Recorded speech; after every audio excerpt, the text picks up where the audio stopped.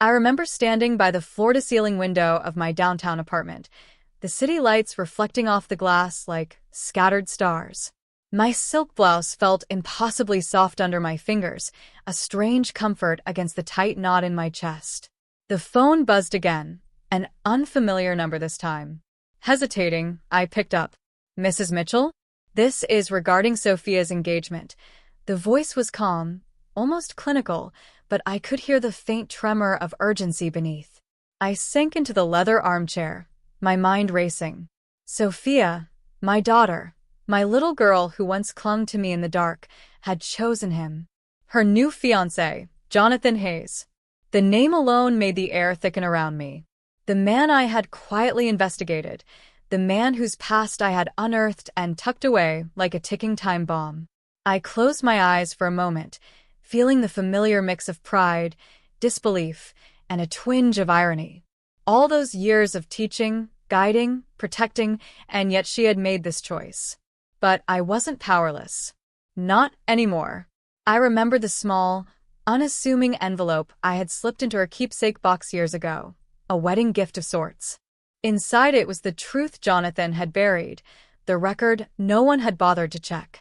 And now, in this very moment, I realized the gift was about to change everything. The city hummed below me, indifferent. But inside, my heart beat with a calculated, quiet storm.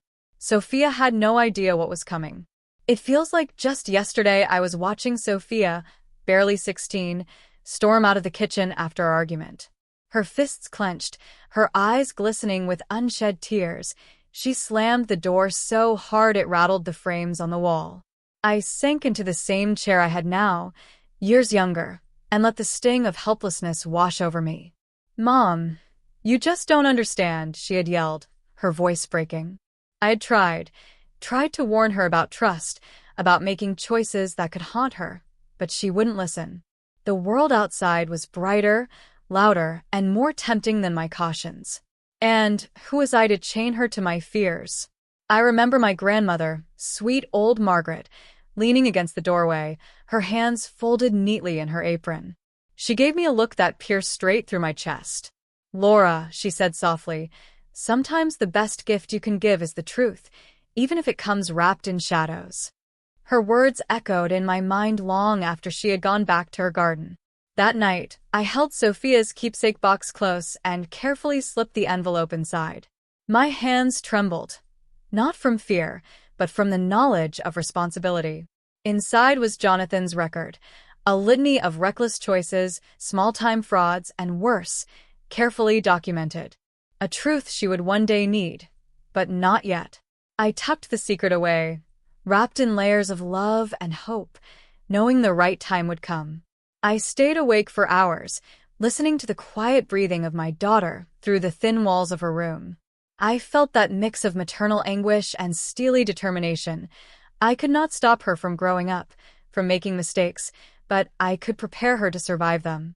That night, I decided I would build my own path as well, quietly, so when the time came, I would have the power to protect, not by holding her back, but by standing beside her with the truth she didn't yet know she would need. It was a lonely choice, but the kind of choice only a mother who truly loves her child can understand. After that night, I began to quietly weave a new life for myself. It wasn't about revenge, it never was, but about strength, foresight, and preparation. While Sophia's world sparkled with teenage dreams and early romances, I immersed myself in research, planning, and networking. I needed knowledge, leverage, and patience. I found an unlikely mentor in Claire Thompson, a seasoned attorney I had met through a charity gala years before. Claire had a sharp mind and a sharper wit, and she saw something in me, tenacity buried beneath layers of doubt. She guided me through legal channels, investigative contacts, and financial strategies that I had never dared explore before.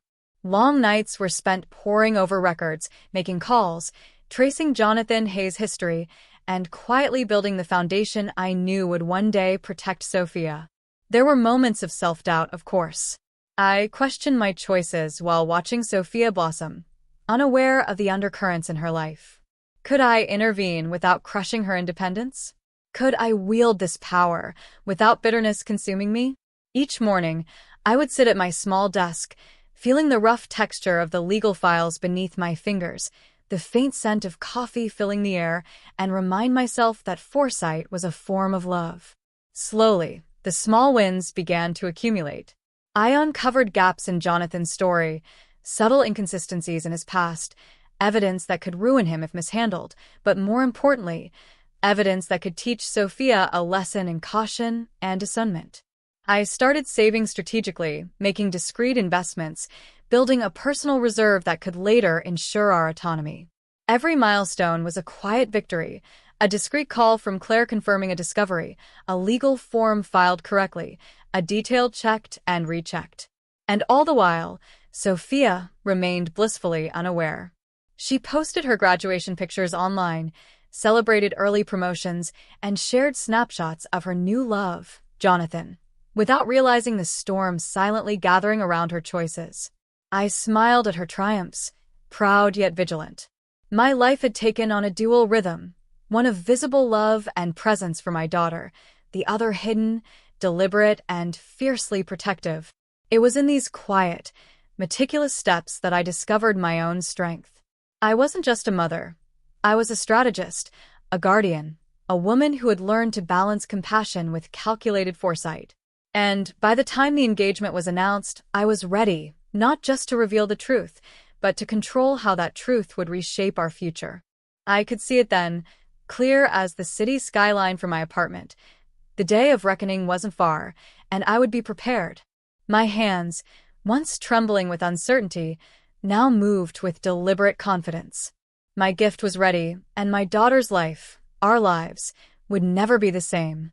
The day of Sophia's engagement arrived like a gleaming mirage, all white roses, crystal glasses, and laughter that masked a tension only I could feel. I wore a tailored cream dress, understated but elegant, my hair pinned neatly. No one suspected the storm I carried quietly beneath the surface, tucked inside a simple envelope. The room buzzed with the kind of joyous anticipation that only an engagement party can hold. Friends clinked glasses, Sophia's laughter echoed like music, and Jonathan Hayes moved among the crowd with that confident, practiced smile. Everyone saw charm and promise. Everyone except me. I stayed in the background at first, observing, the polished floors reflecting the chandeliers, the golden light playing across my carefully chosen accessories, my eyes following Jonathan whenever he glanced at Sophia. I saw it. The way he tried to mask nervousness, the subtle flickers of impatience that only I knew to notice. And I knew the truth that would unravel it all. Finally, I approached, the envelope hidden delicately in my clutch. Sophia's face lit up when she saw me. Mom. Isn't this exciting? She beamed. Her hand brushed mine in a casual gesture that belied her trust, her love, her belief that I was merely here to celebrate. Yes, sweetheart, I said softly, letting a smile touch my lips, smooth and calm. It really is exciting. I took a deep breath. Jonathan, may I have a word with you? His brow furrowed slightly, but he nodded, curiosity mixing with unease. I led him to the edge of the balcony overlooking the city. The air was crisp, carrying the faint hum of traffic below, and I opened the envelope, sliding the papers out. These, I said quietly, are documents you've kept hidden. Criminal records, past arrests, patterns of behavior you failed to disclose. His eyes widened, and for a fleeting moment, I saw panic flash beneath the practiced confidence. Sophia's laughter faded as she approached, sensing the tension shift. Mom, what is this? Her voice trembled. I've been protecting you, Sophia, I said, my tone firm but gentle. This was my gift to you, a warning wrapped in truth. I wanted you to see who he really is before it was too late. The room felt suddenly still. Conversations halted, champagne glasses paused midair, and friends whispered behind raised hands. Jonathan's face drained of color. You can't. These are private, he stammered. I can, and I have every right. I interrupted, my voice steady. Because this affects my daughter, and I will not stand by while she's deceived. Sophia's hands shook as she clutched the papers. Disbelief, betrayal, and realization swirled in her eyes. I had no idea, she whispered. I placed a hand on hers, grounding her. Now you know. And now you can choose wisely. In that instant, power shifted. I was no longer just a guest or a concerned mother. I was the one who held the truth, the one who ensured accountability, the one who had silently orchestrated the protection she needed. Jonathan's charm had crumbled, and Sophia was faced with a choice informed by reality rather than illusion. After the initial shock settled, the room's energy shifted. Eyes that had once admired Jonathan's confidence now darted nervously, taking in the reality I had exposed. But my attention was solely on Sophia. Her hands still trembled slightly, clutching the envelope, her wide eyes searching mine for guidance. Sophia, I began, my voice calm but firm, this isn't about punishment. It's about understanding consequences and making informed choices. You've always had the right to decide your life, but now you have the full truth. I paused, letting her absorb the weight of my words. Turning to Jonathan, I continued. And you, this facade ends here.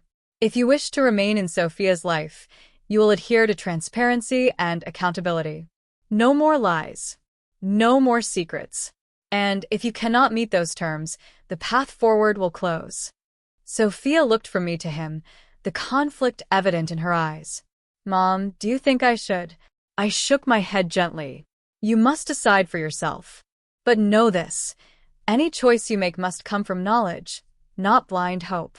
You cannot rebuild trust on deception. And Jonathan, if you truly care for her, you must accept the conditions fully. Your past cannot define her future, but your actions will. I stepped closer to Sophia, taking her hands in mine. I love you. That love means I will guide you, even when it's uncomfortable. You deserve honesty, respect, and safety in every choice. If he cannot offer that, I will stand by you while you walk away, and I will support you in building the life you deserve. The murmurs around us faded into silence, the room holding its collective breath. Jonathan's jaw tightened, realizing that the power had shifted entirely. It was no longer his charm or pretense that commanded the space. It was the truth and the protective strength of a mother who refused to let her child be misled. I set the envelope on the table, a symbol of clarity and consequence. Sophia, these conditions are not restrictions, they are your shield. Learn from them. And Jonathan, take them seriously or step aside. Respect is earned, not assumed. Finally, I took a step back and let the weight of the moment settle. Sophia's fingers still clutched mine, and I felt the quiet confidence returning to her posture. She would make the choice, yes, but now it would be informed by reality. My gift, the hidden truth, had done its work. For the first time, I saw in her eyes a spark of the woman she would become, strong, discerning, capable of protecting herself. And I knew my role had shifted, from mother as protector to mother as guide, as guardian of wisdom, and as the quiet architect of her safety. The days that followed were quieter, but they carried a weight that no celebration could ever match. Sophia withdrew for a while, processing everything, the revelations, the shock, and the realization that the mother she had thought she knew had been quietly protecting her all along. She was stronger now, more discerning, and, in her own way, grateful. Jonathan Hayes was gone. He tried to smooth over the situation, to charm and convince, but Sophia had seen the truth. She had made her choice, not in fear, but in clarity. And in doing so, she stepped into a new version of herself, aware, confident, and ready to face life armed with knowledge rather than naive hope. I watched her from the balcony one evening, the city lights casting long reflections on the glass. My hands, once trembling with uncertainty, now rested calmly on the railing. I thought of the envelope, tucked safely back in my keepsake box. That small object, once a quiet, secretive tool of protection, had become a symbol of our bond, love tempered with wisdom, care balanced with reality. And I reflected on my journey, the fear, the sleepless nights, the quiet struggle to build knowledge and power. It had all led to this moment. Not vengeance, not manipulation, but a form of love I had never before known I could give. The gift of truth and choice. Sophia came to me, her eyes softening. "Mom, I understand now," she whispered. "I know you've always had my best interests at heart." I hugged her tightly, feeling the tension of years melt into a quiet, profound peace. The lessons had been hard, the path steep, but we had arrived together, stronger for it. And I knew that, in the end, my role was not to control, but to guide. To give her tools, knowledge, and boundaries while allowing her to flourish independently. As I looked at the skyline, the wind brushing gently against my face, I smiled. The journey had been mine as much as hers, a testament to patience, love, and quiet strength. And I whispered, softly, to myself and to the world.